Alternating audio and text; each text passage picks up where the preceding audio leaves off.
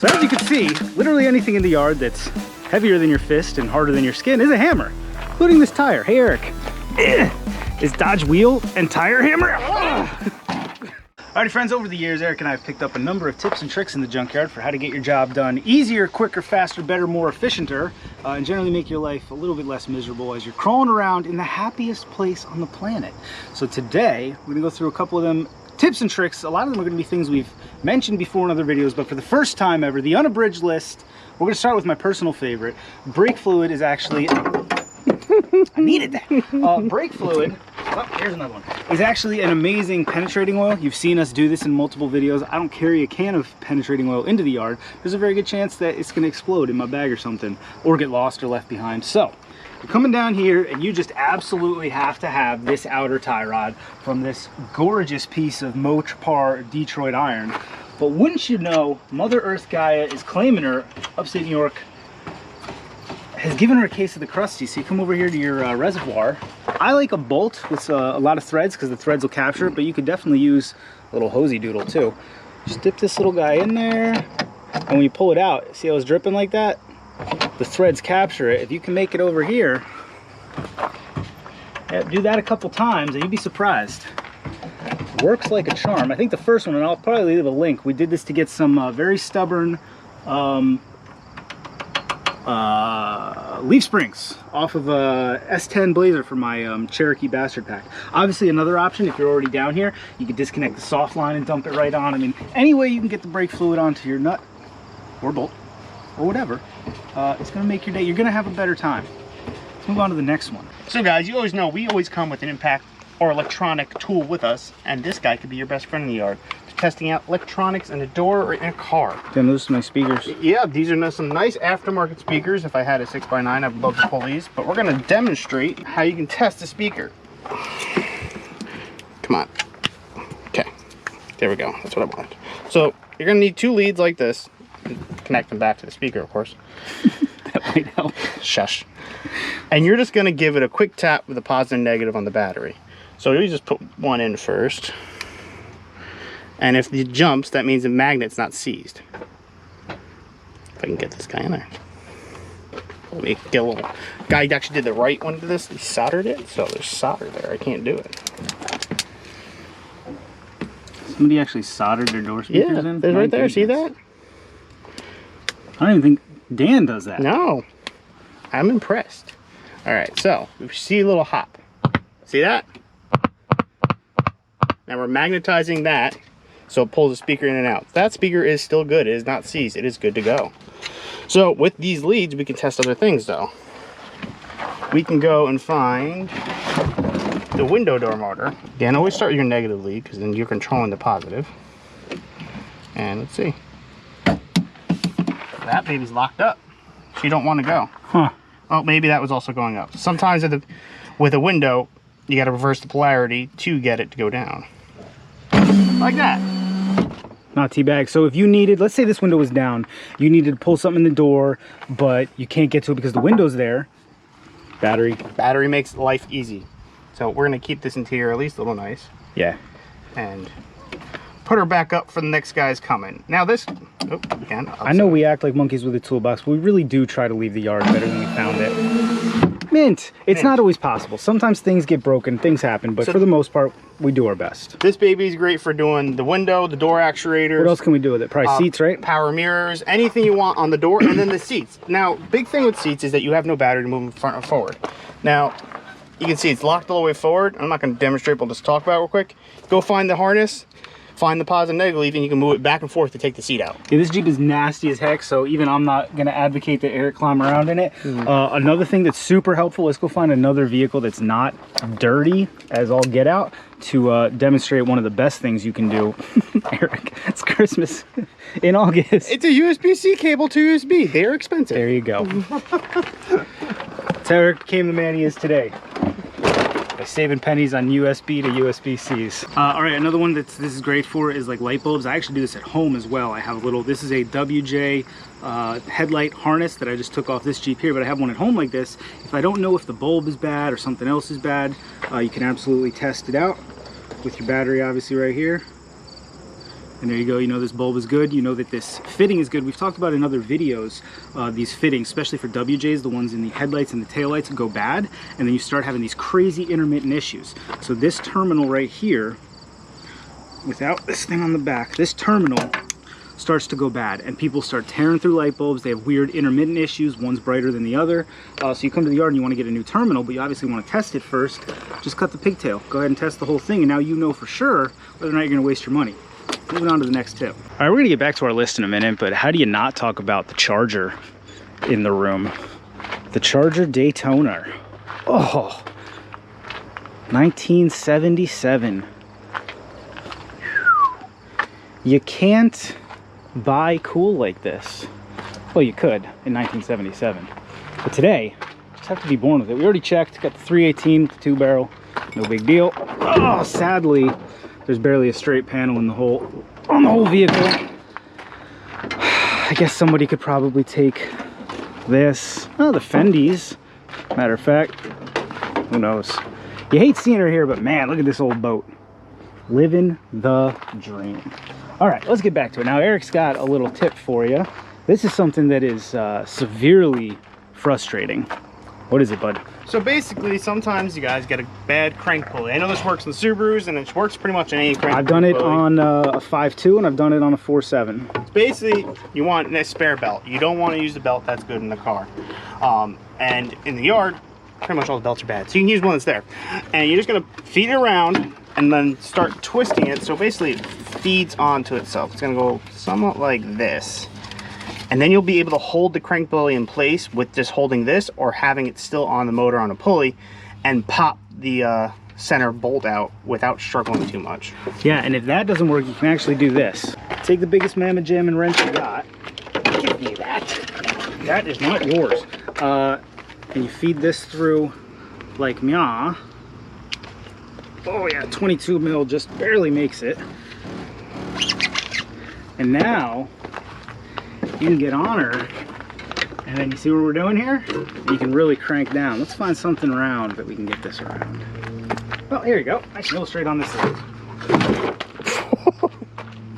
So say I had to turn this light. Why would I need to turn this light? I don't know. It's a demonstration.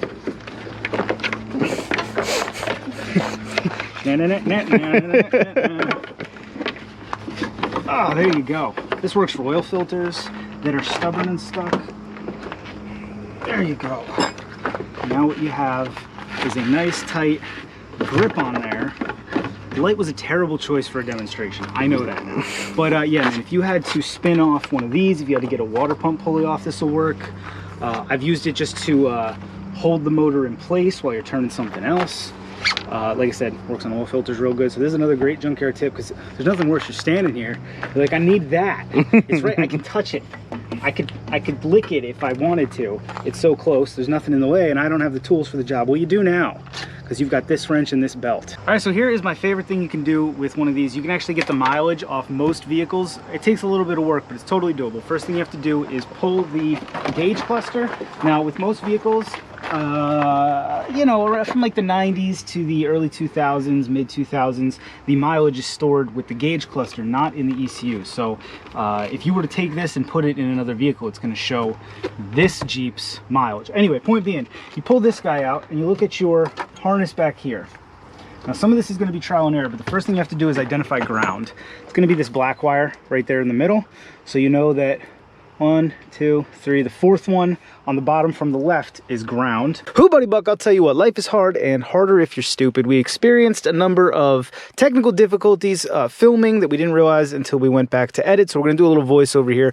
Basically, if you want to try to pull anything off the gauge cluster, you can test the gauge cluster, you can test the speedometer, you can make sure the various lights work, and you can, in fact, on many vehicles, specifically Chrysler vehicles, you can see the mileage. You need to identify the grounds first.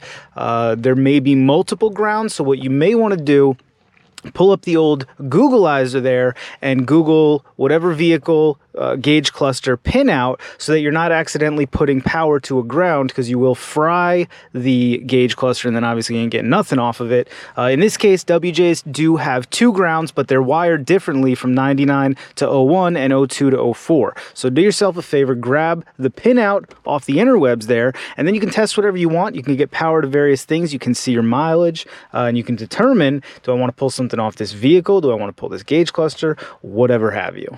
Alrighty folks, so sometimes you come to the yard and you don't bring the right tools or don't have the ooga impact. So you might need this wheel bearing or even just the axle nut itself, and you're gonna need to get it off when it's rusty and crusty like that. So obviously I'm not gonna be able to break that baby loose with just this. So there's a couple ways you can figure it out. You can double wrench it, which is like that, which is gonna give you maximum leverage up there and give her a crank. Of course I need to anchor this, but that's showing the case and point there. The other thing you do is look around the yard for something that's got a hole in it. And you get yourself a good old breaker bar. And you got that. Now, I don't even know what this is. It looks like a drive shaft of some sort. And you got all this leverage now, and it's adjustable. It's adjustable. Alrighty, folks. Sometimes you also just don't even have a big ratchet with you or anything like that. And you just got 2 wrenches. And you can double wrench and link them up to double up on your leverage. So we got this caliper bolt right here. Get her nice and snug, and then you're going to link your wrenches to give you the leverage. And as you can see, go like this, and hopefully I don't hurt myself. And there we go. All right, anybody who watched our last U-pull video may remember this Jeep. I wanted to do a little bit on it, but I accidentally had the camera in fast forward, so I just wanted to give it another shot. This is some primo artwork right here. If you know who did this, we're in upstate New York, I would love to know. I would take that hood home with me, hanging on the wall. That's some quality interior decorating, some home decor right there. Wife would love that hanging. What do you think? Right over the couch, right, bud? Oh, yeah. Wouldn't that look good in our living room? Oh, yeah. Absolutely. This thing was definitely owned by a certified monkey with a toolbox, part of the Cracker Cartel. Respect. This is the one I was telling you. Our last video was how to find cheap XJ parts. This has a pretty nice lift in it. So these are definitely 2-inch lift springs, and then he's got 2-inch pucks plus some more spacers. I think this thing was lifted up almost 6 inches.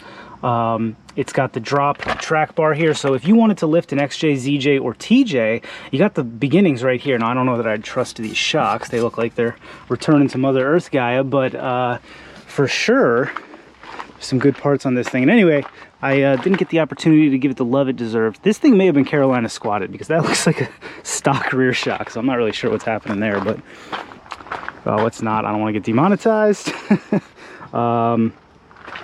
Yeah, man, this thing is cherry. 10 out of 10, would recommend. And inside, it's just as minty. Nice little headliner. Let's get back to what we were doing.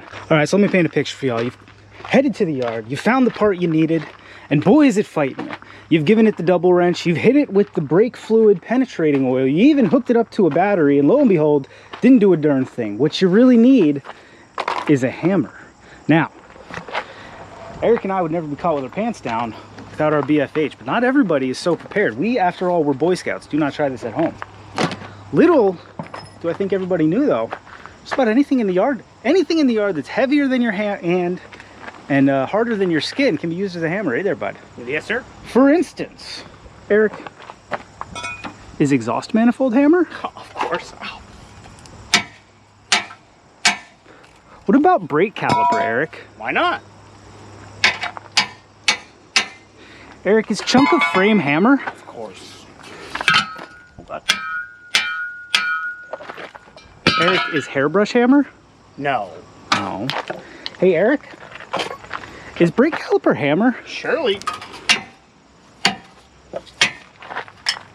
What about engine mount? Why not? Hey, engine mount's hammer. Is clutch fan hammer? Carefully, yes. Maybe. Hey, Eric, is cherry bomb hammer? Of course. Is Dodge pickup manual hammer? No, but good literature. It is good literature. Huh. How many horsepower did I get into the wheels in 05? Hey, Eric, is starter hammer? Oh, yes.